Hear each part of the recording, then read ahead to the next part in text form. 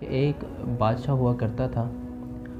وہ اپنی مہم کے لیے جب محل سے نکلا تو اس کے ساتھ کچھ وزیر، مشیر وغیرہ اور فوجی دستہ اس کے ساتھ روانہ ہوئے۔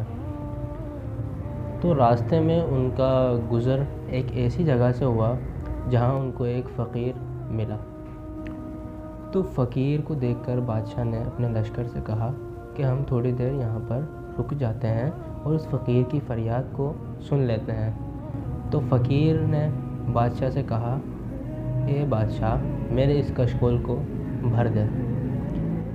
تو بادشاہ نے وزیر کو حکم دیا کہ اے وزیر، اس کے کشکول کو بھر دے۔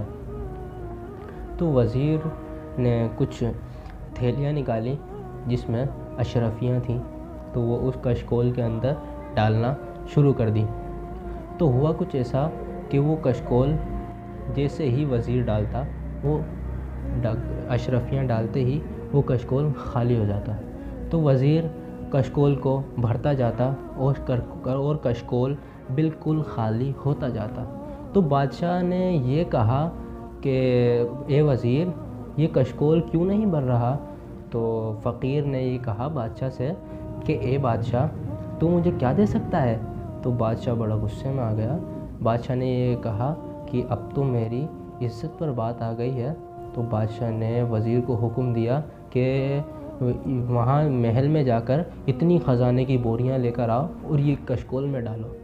لیکن وزیر نے جب وہ خزانے کی بوریاں اس کشکول کے اندر ڈالیں تو جب بھی وہ کشکول نہیں بھر سکا، تو پھر بادشاہ نے آخر اس فقیر کے آگے ہار مان لی اور فقیر سے یہ کہا کہ یہ کشکول کیوں نہیں بھر رہا، آخر یہ ماجرا کیا ہے، یہ مجھے بتا۔